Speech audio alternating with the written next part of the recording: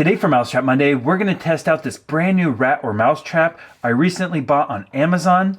It's made in China and it might be one of these completely pieces of junk that doesn't work, or it might actually be a good trap. We're going to test it out. It has a cage in back with a lever that holds up the door right here. As the rat enters and steps on the pad, it should release and come down. Now I do have a few concerns about this trap design.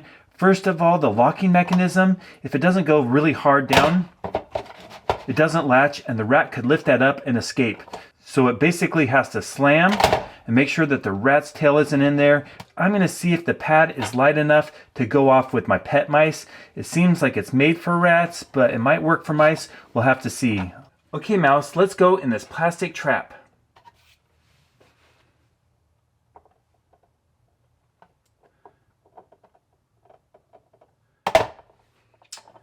Well, it did close the door, but look at this. There's a huge gap. It didn't lock. That's a major concern. I'm really questioning if this will work, but let's go set up the motion cameras in the barn and see what happens. Even from that high up, it didn't lock.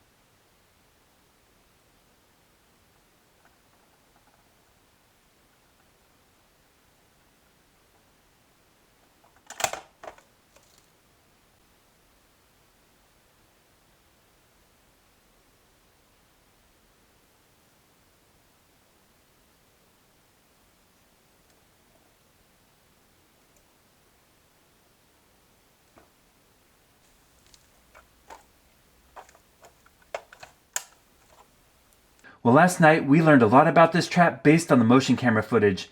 Inside, it's completely covered in mouse poop. All the bait is gone, but there is no mouse. And that's because the door sticks on the latch and doesn't close all the way. There's a gap here and the mice could go in and out. We also learned that this trap is not the right size for catching rats. When a rat stood on top, it's clear its tail would stick out and catch on the door. So even if this door did close, it would get stuck with the rat tail and it wouldn't get caught. The rat could back out and escape. So this trap is a pretty poor design. It didn't work. But I'm going to see if I can modify it and make the door close. These latches right here stick out quite a bit.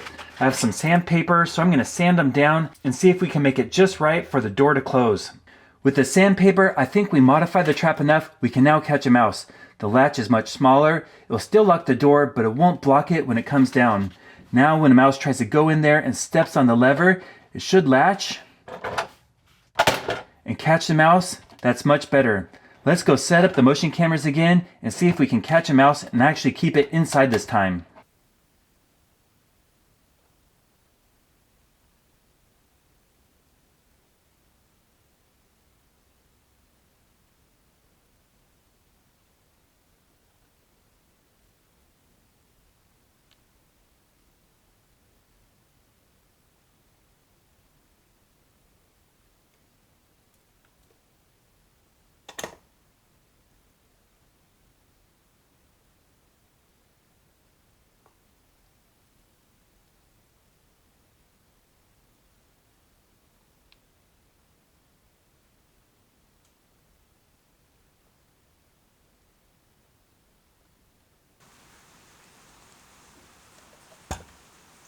Well, this trap just continues to show us new problems. Even though we fixed the latch, it will now lock when it goes down. That's very secure. Now the trigger pad is sticking. When a mouse goes all the way to the back, puts its weight on the trigger pad, it doesn't release. The mouse has a free meal.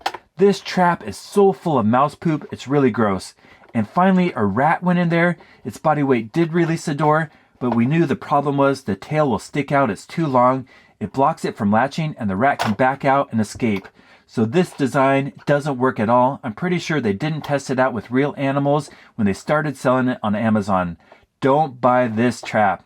On this channel, I test out every mouse and rat trap I can get my hands on. Some of them are great designs and some of them are worthless, like this one. But thank you so much for watching. If you haven't subscribed, please consider clicking that button. I've posted over 1,000 videos on YouTube, and currently I'm posting new videos every Monday. So if you want to see the best videos on how to catch mice, rats, squirrels, chipmunks, moles, voles, and gophers, and sometimes see traps that don't work, stay tuned.